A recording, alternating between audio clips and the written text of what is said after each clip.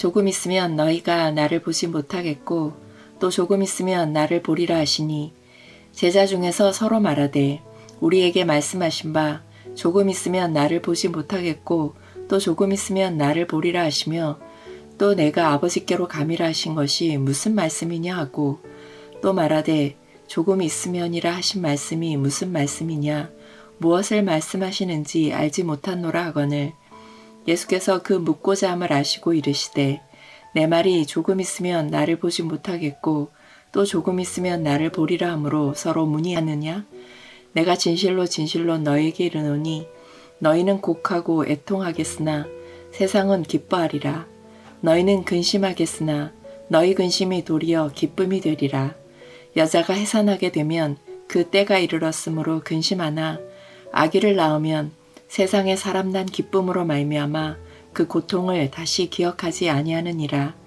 지금은 너희가 근심하나 내가 다시 너희를 보리니 너희 마음이 기쁠 것이요 너희 기쁨을 빼앗을 자가 없으리라 그날에는 너희가 아무것도 내게 묻지 아니하리라 내가 진실로 진실로 너희에게 이르노니 너희가 무엇이든지 아버지께 구하는 것을 내 이름으로 주시리라 지금까지는 너희가 내 이름으로 아무것도 구하지 아니하였으나 구하라 그리하면 받으리니 너희 기쁨이 충만하리라.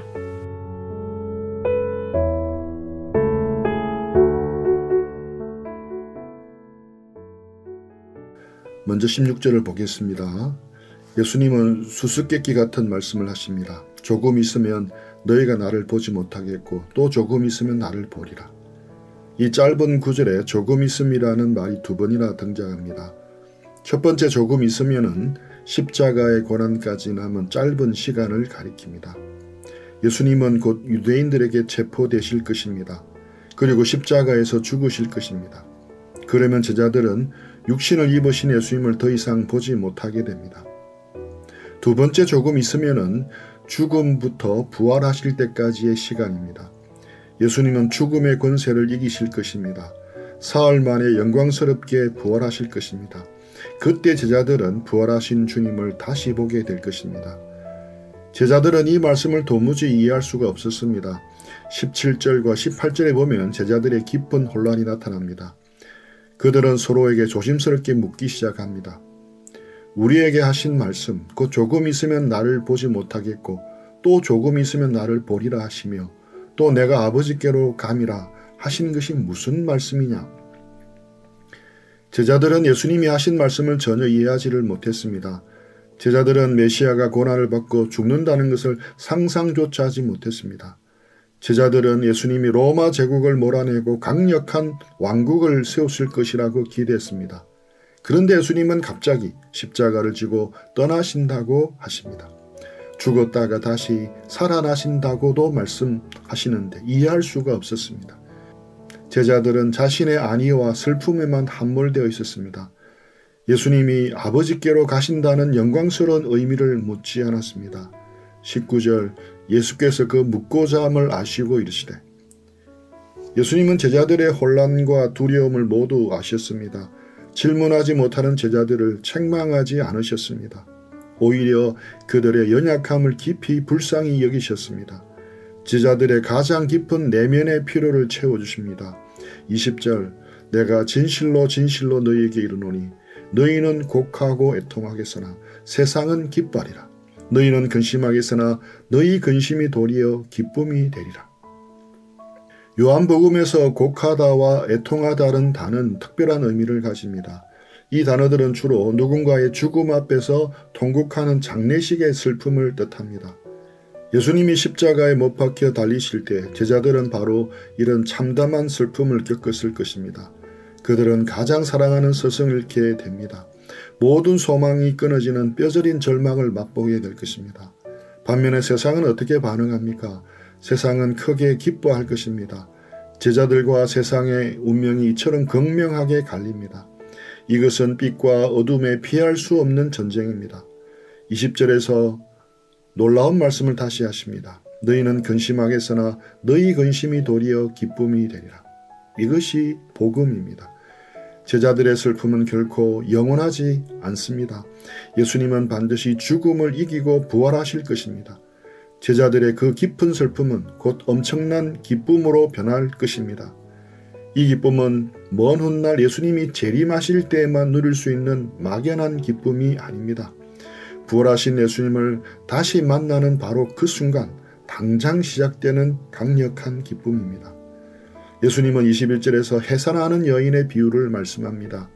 여인이 아이를 낳을 때는 큰 근심에 빠집니다. 극심한 해산의 고통이 찾아오기 때문입니다. 생명을 낳기 위해 살이 찢어지는 아픔을 겪어야 합니다. 이 짧은 비유는 아주 깊은 영적 진리를 담고 있습니다. 해산의 고통은 뚜렷한 목적이 있는 고통입니다. 무의미하게 반복되는 아픔이 결코 아닙니다. 그것은 생명을 잉태하기 위한 거룩하고 숭고한 수고입니다. 구약 성경에서 해산의 고통은 자주 등장하는 주제입니다. 선지자들은 이 비유를 종말론적인 의미로 사용했습니다. 메시아의 새로운 시대가 도래하기 전에 반드시 큰 환란이 있습니다. 유대인들은 이것을 메시아의 산고라고 불렀습니다. 예수님의 십자가 고난이 바로 이 거룩한 산고입니다. 십자가는 단순한 로마의 사형틀이 아닙니다. 십자가는 새로운 창조가 시작되는 위대한 산실입니다. 십자가에서 어둠의 권세가 영원히 깨어집니다. 예수님은 십자가에서 살을 찢고 피를 흘리셨습니다. 주님은 가장 끔찍한 해산의 고통을 친히 담당하셨습니다. 그러나 그 처절한 죽음의 산고를 통해 영원한 생명이 태어났습니다. 온 인류를 구원하는 놀라운 생명의 역사가 시작된 것입니다. 22절에서 예수님은 이 비유를 제자들의 상황에 직접 적용하십니다. 지금은 너희가 근심하라. 제자들은 지금 깊은 슬픔의 늪에 빠져 있습니다. 하지만 예수님은 이 절망적인 상황에서 놀라운 반전을 약속하십니다. 내가 다시 너희를 보리니 너희 마음이 기쁠 것이요. 십자가의 짙은 슬픔은 부활의 찬란한 기쁨으로 변할 것입니다. 여기서 우리는 아주 독특하고 감동적인 표현을 발견합니다. 예수님은 너희가 나를 다시 보리라고 말씀하지 않으셨습니다. 주님은 내가 다시 너희를 보리라고 분명히 말씀하셨습니다. 이것은 결코 우연에 의해서 쓰여진 표현이 아닙니다. 우리의 구원과 기쁨의 주도권은 전적으로 예수님께 있습니다. 연약한 우리가 예수님을 찾아내는 것이 아닙니다. 부활하신 예수님이 죽음의 두려움에 떠는 우리를 친히 찾아오셨습니다. 우리가 하나님을 먼저 안 것이 아닙니다. 하나님이 우리를 먼저 아신 것입니다. 예수님의 시선이 우리를 향할 때 우리는 다시 살아납니다. 주님의 따뜻한 시선이 우리의 모든 찢긴 상처를 치유합니다. 죄책감에 시달리던 베드로를 찾아가신 분도 부활의 주님이셨습니다. 두려워 숨어있는 제자들에게 평강을 선포하신 분도 주님이십니다. 이 주님의 시선이 오늘 우리 각자를 향하고 있습니다. 너희 기쁨을 빼앗을 자가 없으리라. 이 기쁨은 세상이 주는 가벼운 즐거움과 차원이 다릅니다. 세상이 주는 기쁨은 철저히 조건적입니다. 취업에 성공했을 때의 기쁨은 짜릿하지만 잠시뿐입니다. 좋은 집이나 멋진 차를 얻었을 때의 만족함도 금방 사라집니다. 연인과의 달콤한 사랑도 영원한 만족을 주지 못합니다. 통장의 잔고가 줄어들고 환경이 바뀌면 세상의 기쁨은 쉽게 증발합니다. 하지만 부활의 주님이 주시는 기쁨은 절대적입니다. 그것은 사망 권세를 이기신 영원한 생명의 기쁨입니다. 이 기쁨은 외적인 환경이나 조건에 결코 좌우되지 않습니다. 세상의 어떤 강력한 권력도 이 기쁨을 빼앗을 수가 없습니다.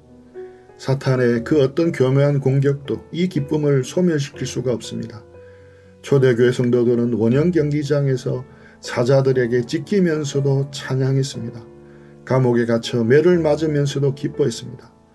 바로 이 빼앗길 수 없는 부활의 기쁨이 그들 안에 충만했기 때문입니다.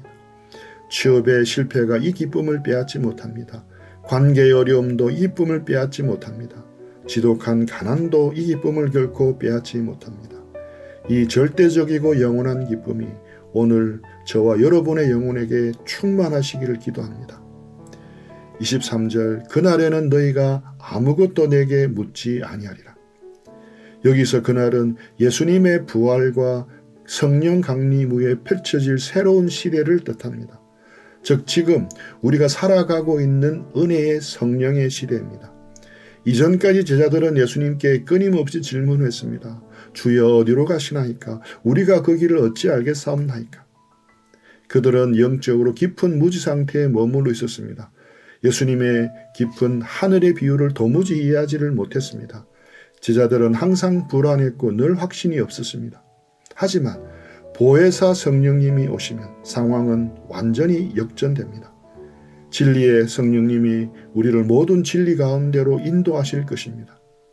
예수님이 십자가에 죽으신 이유가 선명하게 밝혀질 것입니다.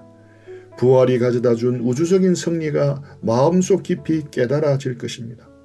그러면 더 이상 두려움에 떨며 묻지 않아도 됩니다. 완벽한 영적 해갈을 경험하기 때문입니다. 성령의 조명하심 안에서 모든 영적인 퍼즐이 완벽하게 맞추어집니다. 사랑하는 형제자매 여러분, 우리 마음속에 해결되지 않은 수많은 질문이 있습니다. 왜 악인들은 형통하고 정직한 나는 늘 고통을 받을까? 내 인생을 향한 하나님의 계획은 도대체 무엇일까? 우리는 끊임없이 질문하며 방황합니다. 세상의 철학이나 과학은 이 질문에 결코 정답을 주지 못합니다. 부활의 주님을 깊이 만나십시오. 진리의 성령님이 여러분의 영혼을 조명해 주시기를 간절히 구하십시오. 성령님이 우리의 어두운 영적 눈을 밝혀주십니다. 그러면 우리 영혼의 모든 의문은 아침 햇살에 눈 녹듯 사라집니다. 모든 상황을 뛰어넘어 예수 그리스도 한 분만으로 충분함을 깊이 깨닫게 됩니다. 이것이 바로 성령 충만한 그리스도인이 누리는 최고의 특권입니다. 23절 하반절 내가 진실로 진실로 너희에게 이르노니 너희가 무엇이든지 아버지께 구하는 것을 내 이름으로 주시리라. 예수님은 우리에게 위대한 기도의 특권을 주십니다. 우리는 하나님 아버지께 직접 기도할 수가 있습니다. 기도는 반드시 예수님의 이름으로 해야 합니다. 예수님의 이름으로 구한다는 것은 깊은 영적 의미가 있습니다. 그것은 예수님의 십자가 공로를 전적으로 의지하는 것입니다.